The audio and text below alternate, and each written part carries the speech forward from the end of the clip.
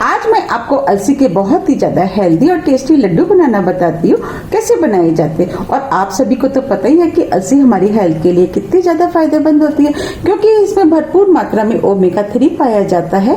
उसकी वजह से ये अनेक रोगों में बहुत ज्यादा फायदा करती है।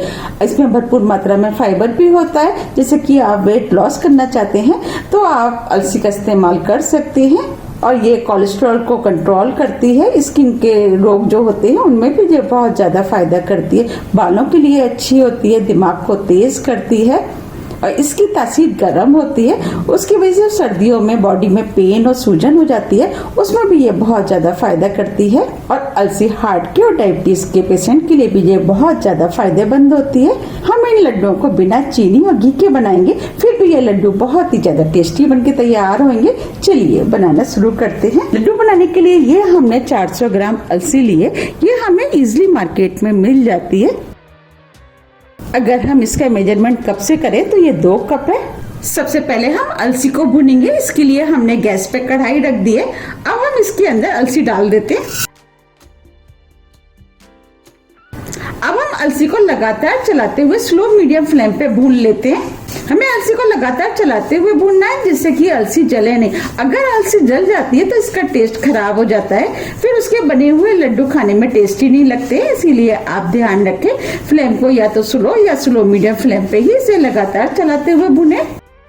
अब ये अलसी भुनने लगी है। आप सुन पा रहे हैं इसमें चिटचिट की आवाज आ रही है और अलसी का कलर भी हल्का सा चेंज हो गया है। हमें इसी तरीके से लगातार चलाते हुए अलसी को भूनना है। अलसी को भूनने में 5 से 6 मिनट का टाइम लग जाता है। अब अलसी में चिटचिट की आवाज कम हो गई है, यानी अलसी भुन गई है। अब हम फ्लेम को ऑफ कर देते हैं। अब हम अलसी को ठंडा होने के लिए प्लेट में निकाल लेते हैं।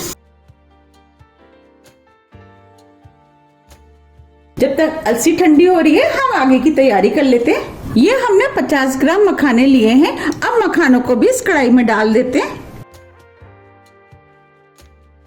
अब हम मखानों को लगातार चलाते हुए स्लो मीडियम फ्लेम पे भून लेते हैं।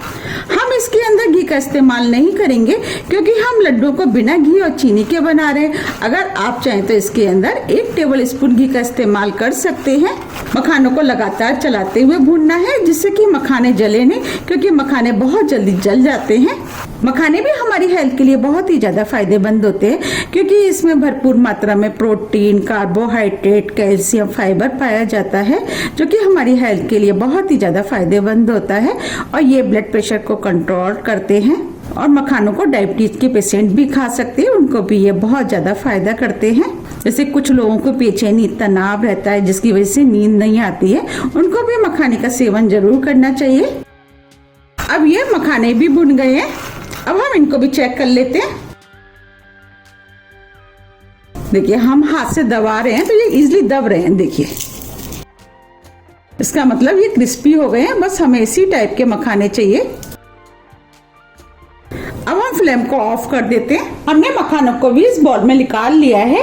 ये हमने 50 ग्राम सूखा नारियल लिया है जिसे हमने कद्दूकस कर लिया है। अब हम इसको भी हल्का सा भून लेते हैं।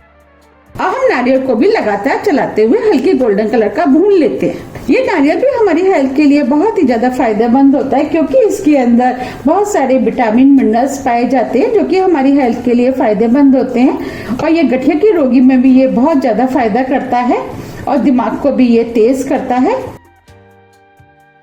अब ये नारियल भी हल्का हल्का भुनने लगा है।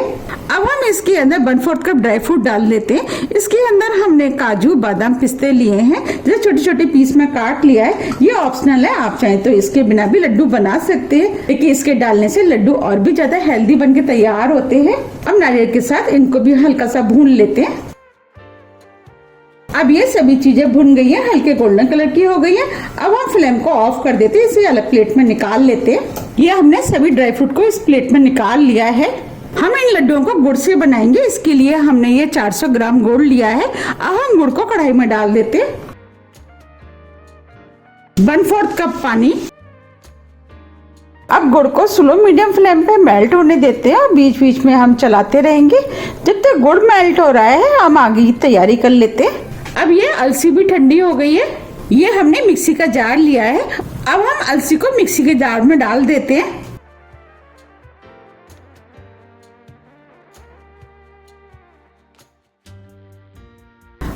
अलसी को मिक्सी से महीन पीस लेते हैं। ये हमने अलसी को मिक्सी से महीन पीस लिया है। बस हमें इसी टाइप की पिसी हुई अलसी चाहिए। अब हम अलसी को इस बाउल में निकाल लेते हैं। अब हम इसी मिक्सी में जो मखाने हैं उनको भी हम दरदरा पीस लेते हैं। ये हमने मखानों को भी दरदरा पीस लिया है। अब हम मखानों को भी इस बाउल में डाल देते हैं।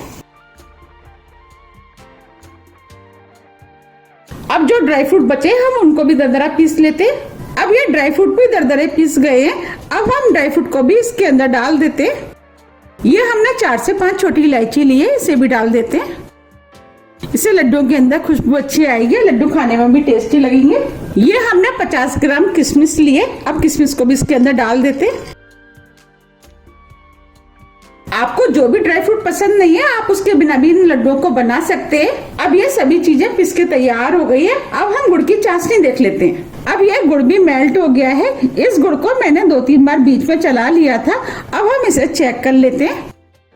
इस तरीके से हम थोड़ी सी चाशनी हाथ में लेंगे और इस तरीके से हम चेक करेंगे। हमें बस 1 तार की चाशनी चाहिए। अब ये चाशनी बनके तैयार हो गई है।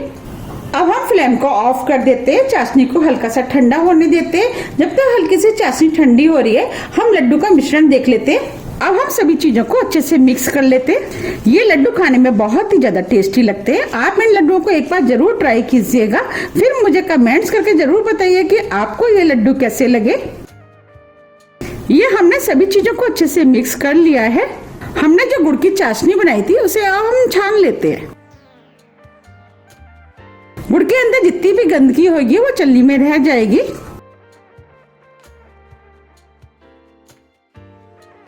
देखिए जितनी भी गुड़ के अंदर गंदगी थी वो चलनी में रह गई है। अब हम चाशनी को मिश्रण में अच्छे से मिक्स कर देते हैं। क्योंकि चाशनी अभी काफी गर्म है, हमें सभी चीज मिलाने का काम गरम गरम में ही करना है। ये हमने सभी चीजों को अच्छे से मिक्स कर लिया है। अब हम लड्डू बना लेते हैं। हमें गरम में ही लड्डू बनाने हैं। अब हम इसमें से थोड़ा सा मिश्रण ले लेते हैं और हमें इस तरीके से दबाते हुए लड्डुओं को बनाना है। लड्डू का साइज आप अपने हिसाब से बना लेंगे। लड्डू का साइज आपको क्या रखना है उस हिसाब से आप मिश्रण को ले लें।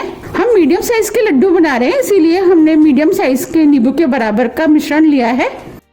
अब ये लड्डू बनके तैयार हो गया है। अब हम इसी तरीके से सभी लड्डू बना के तैयार कर लेंगे। अब ये विटामिन और फाइबर से भरपूर अलसी के सभी लड्डू हमने बना के तैयार कर लिए हैं। आप इन लड्डुओं को बनाइए, खाइए, फिर मुझे कमेंट्स करके जरूर बताइए कि ये लड्डू आपको कैसे लगे। ये वेट तो लूज करते हैं और अनेक बीमारियों में भी बहुत ज्यादा फायदा करते हैं। और लड्डू बनाते समय आपको एक चीज का और ध्यान रखना है, जब भी आप लड्डू बनाएं तो जल्दी बनाएं, क्योंकि इसका मिश्रण जल्दी से ड्राई हो जाता है। अगर ड्राई हो जाता है तो आप इसके अंदर 1-2 चम्मच देसी घी का भी इस्तेमाल कर सकते हैं, क्योंकि हमने इनको बिना घी और चीनी के बनाया है, इसीलिए ये और भी ज्यादा हेल्दी बनके तैयार हुए हैं। आप इन लड्डुओं को एयर टाइट डिब्बे में भर के 2 से 3 महीने के लिए रख सकते हैं, क्योंकि ये लड्डू काफी टाइम तक खराब नहीं होते हैं। अब मैं आपको लड्डू को तोड़ के भी दिखा देती हूँ कितने सॉफ्ट बने।